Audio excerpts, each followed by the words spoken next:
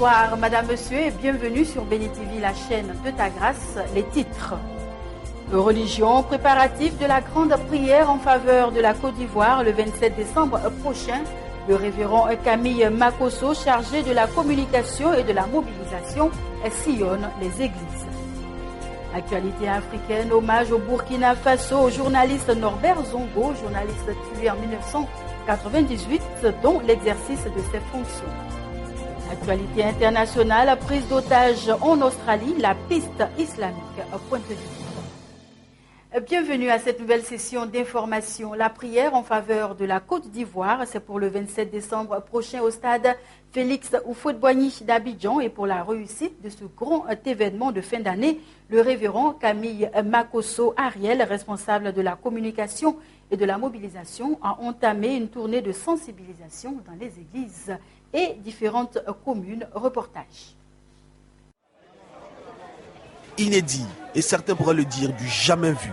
La mobilisation du peuple de Dieu donne des frissons autour du 27 décembre 2014, où tous les chrétiens de Côte d'Ivoire se retrouveront, toutes tendances confondues, à partir de 8h au stade Félix Houphouët-Boigny, en vue de mettre fin aux œuvres de la sorcellerie et du mysticisme en Côte d'Ivoire. Les églises, les unes après les autres, se préparent massivement pour démontrer le 27 décembre leur majorité en Côte d'Ivoire.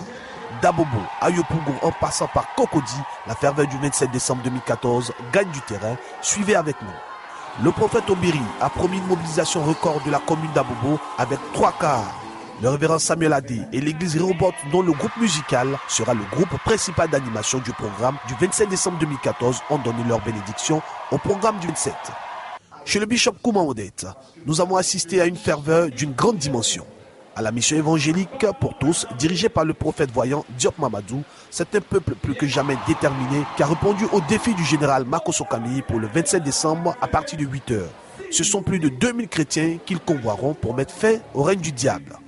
Le général Makosso Camille a tenu le même langage dans toutes les églises, expliquant que le 27 décembre 2014, tous devront mettre fin au règne du diable.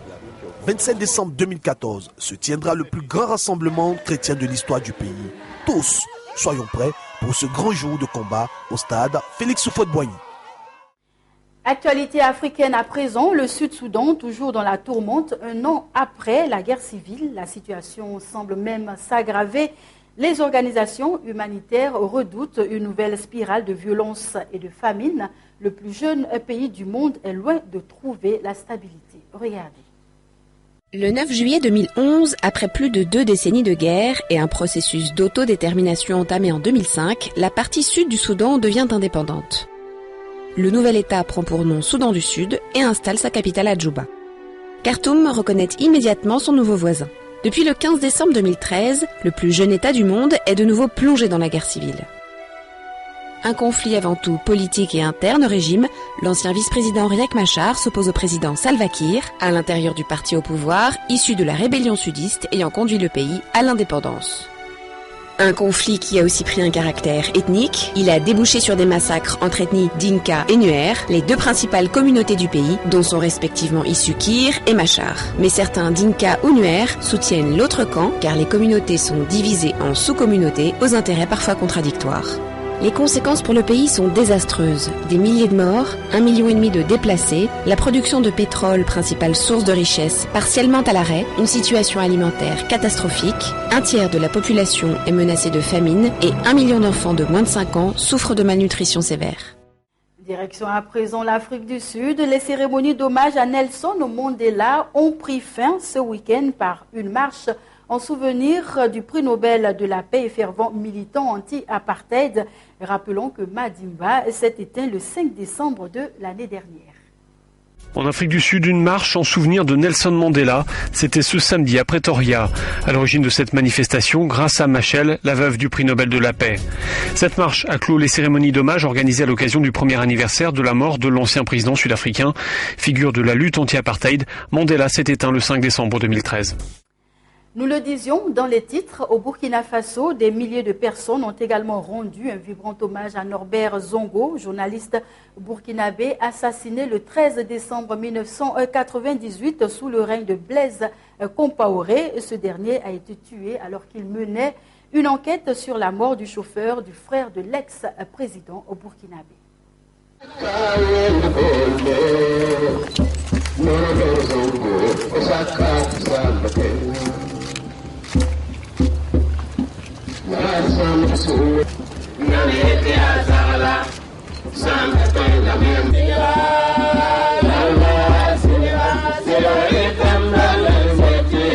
C'est une attente trop, bien sûr, puisque les commanditaires sont connus, les assassins sont connus.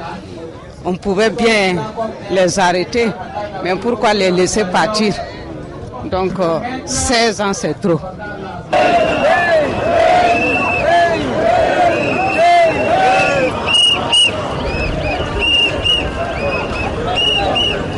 Nous avons préféré être sur place pour entendre ce que le peuple veut.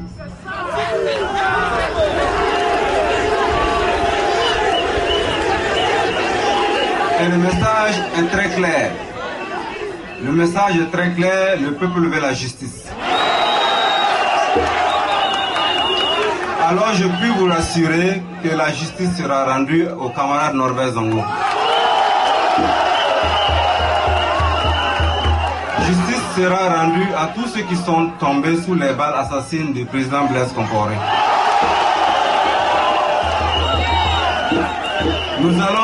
Nous allons y travailler. La fuite des présumés commanditaires, nous supposons que les menaces et les peurs qui pesaient sur tous ceux qui ont des choses à dire se sont éloignées et que des témoignages viendront étayer les dossiers. Nous espérons que des magistrats se saisiront du dossier pour les rouvrir et l'instruire conformément aux règles des droits. Norbert Zongo, ici le pays réel te rend hommage. Le gouvernement de transition dit qu'il veut aussi te rendre hommage. Nous n'avons rien contre. Mais cet hommage ne peut être sincère et honnête que s'il est accompagné de la vérité et de la justice.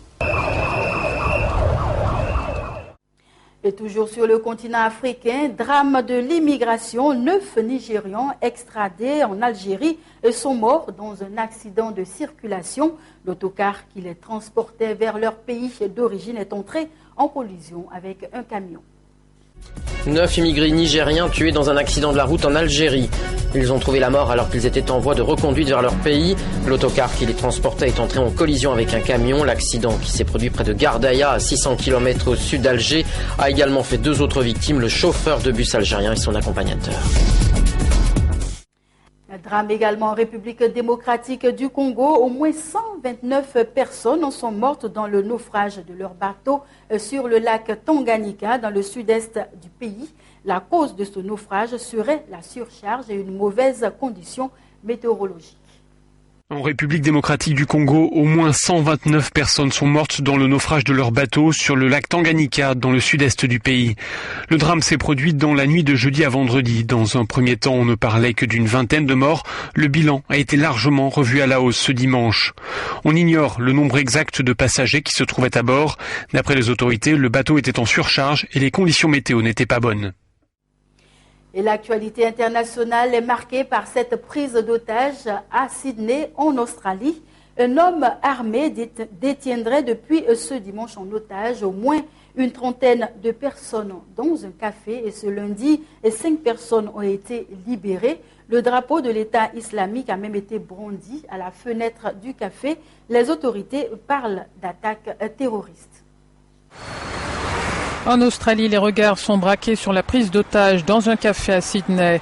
5 personnes sont sorties en courant de l'établissement, le Lindt Chocolate Café.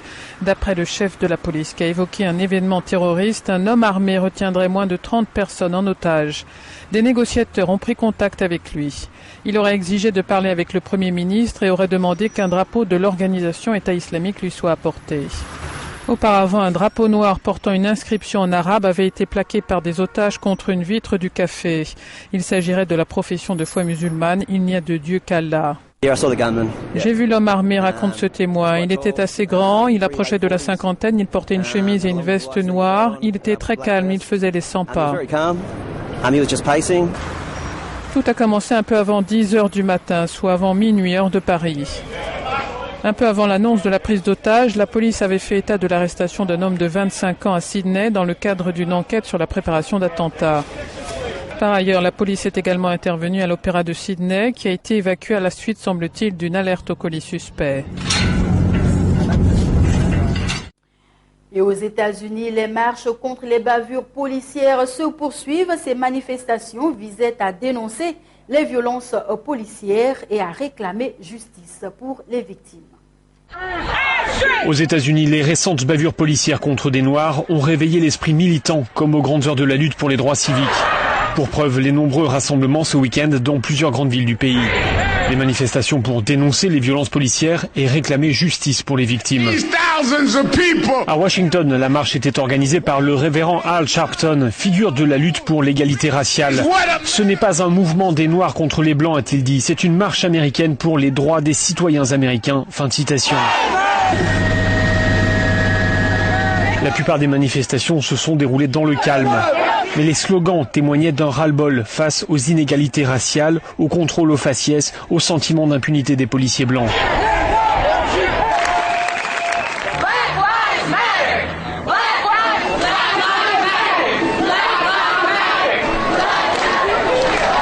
Localement, la police a dû procéder à quelques arrestations.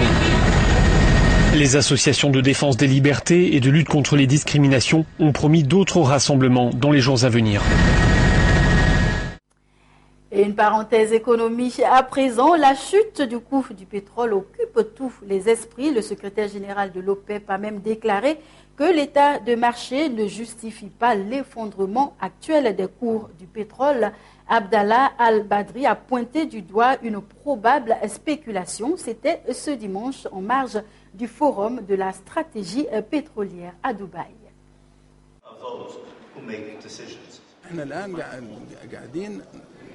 Nous essayons maintenant de comprendre quelles sont les raisons principales qui ont amené cette chute dramatique du prix du pétrole.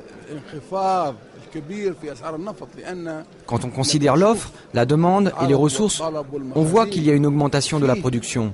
C'est simple, et cela ne devrait pas amener à cette chute énorme qui a atteint les 50% aujourd'hui. Pendant les 4 dernières années, le prix du baril de pétrole a atteint plus de $100.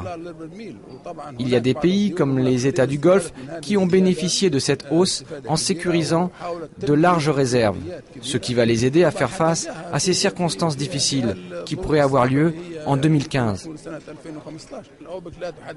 L'OPEP ne précise pas de prix, mais nous avons toujours essayé d'atteindre un prix juste pour le consommateur et le fournisseur. Fin de la 20e conférence de l'ONU sur les changements climatiques qui a réuni dans la capitale du Pérou plusieurs acteurs militants pour l'environnement. Accord à minima a été obtenu sur un futur traité mondial sur le climat. Des applaudissements pour saluer un accord à minima à Lima sur les engagements de réduction des émissions de CO2 et la fin de la 20e conférence de l'ONU sur les changements climatiques réunie dans la capitale du Pérou. Cette dernière a approuvé à l'arraché ce dimanche les éléments de base d'un futur traité mondial sur le climat. Il devra être conclu lors de la grande conférence de Paris fin 2015. Permettez-moi de dire que ce texte n'est pas parfait, mais il respecte les positions de toutes les parties et nous sommes tous gagnants, sans exception. Un accord qui est insuffisant pour ces militants écologistes qui attendent plus d'engagement et de financement clairement définis pour lutter contre le réchauffement climatique, comme l'explique cette représentante du WWF. Nous sommes venus ici en surfant sur une vague d'optimisme portée par les annonces des États-Unis et de la Chine. Nous avons eu beaucoup de bonnes nouvelles venant des pays d'Amérique latine sur les énergies renouvelables, la protection des forêts. Et maintenant, nous avons un texte faible, une route incroyablement difficile pour Paris si nous voulons avoir un bon accord mondial. Les engagements de chaque pays devront être donnés d'ici fin mars 2015, mais les pays du Sud attendent des garanties financières incontournables pour s'engager sur la réduction des émissions de CO2. Objectif, une baisse globale des émissions de 40 à 70% d'ici 2050, une nécessité absolue pour parvenir à limiter à 2 degrés la hausse de la température de notre petite planète bleue.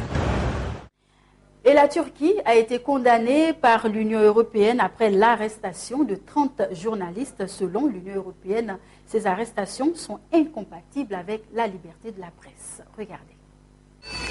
L'Union européenne condamne fermement l'offensive de la Turquie contre les médias et considère que les arrestations de journalistes sont incompatibles avec la liberté de la presse. 27 personnes ont été interpellées ce dimanche dans un vaste coup de filet contre les partisans du prédicateur islamiste Fethullah Gülen, l'ennemi numéro 1 du président turc Recep Tayyip Erdoğan. C'étaient là les seuls médias anti-gouvernement et ils représentaient des millions de personnes, dit le responsable de la Fondation des journalistes et des écrivains.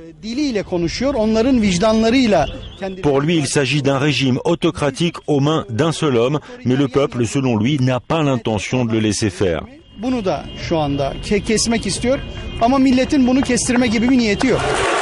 Côté gouvernemental, le Premier ministre donne le ton et menace de faire payer ceux qui, dit-il, s'en prennent à l'État. Ces gens qui ont placé sur écoute les rencontres les plus privées du Premier ministre et du Président, ceux qui ont conspiré contre nos services de renseignement, ces gens ne devraient pas croire que tout cela restera impayé.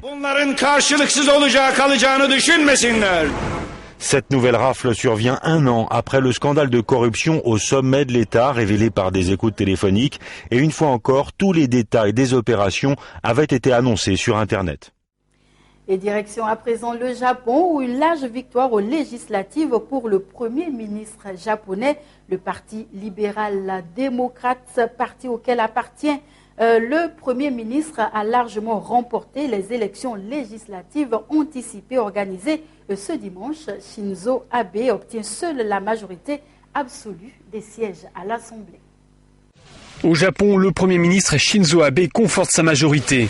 Son parti conservateur, le Parti libéral-démocrate, a largement remporté les élections législatives anticipées organisées ce dimanche. Il obtient seul la majorité absolue des sièges à l'Assemblée, mais il lui faudra quand même renouer une alliance avec le parti centriste afin de disposer de la majorité des 2/3 nécessaires pour faire voter les réformes. Le chef du gouvernement avait fait de ce scrutin une sorte de référendum pour ou contre sa politique économique surnommée Abenomics, qui consiste à relancer l'économie en jouant sur la fiscalité et sur les dépenses publiques. Et les résultats obtenus ce dimanche semblent valider cette politique. Pour autant, à l'instar de cet expert, les analystes sont plutôt sceptiques. Sur la scène internationale, dit-il, le gouvernement Abe ne va pas dans la bonne direction, que ce soit vis-à-vis de la Chine, de la Corée du Sud, de la Corée du Nord, des États-Unis et de la Russie. Il lui faudrait changer de cap, estime-t-il. D'autres experts soulignent que le Premier ministre sortant a surtout profité d'une grande division de l'opposition lors de ce scrutin. Un scrutin marqué par ailleurs par une faible participation. Madame, Monsieur, bien-aimés, c'est ici que prend fin cette édition d'information. Merci de nous avoir suivis. Le programme se poursuit sur la chaîne des Bénis. Que Dieu vous bénisse.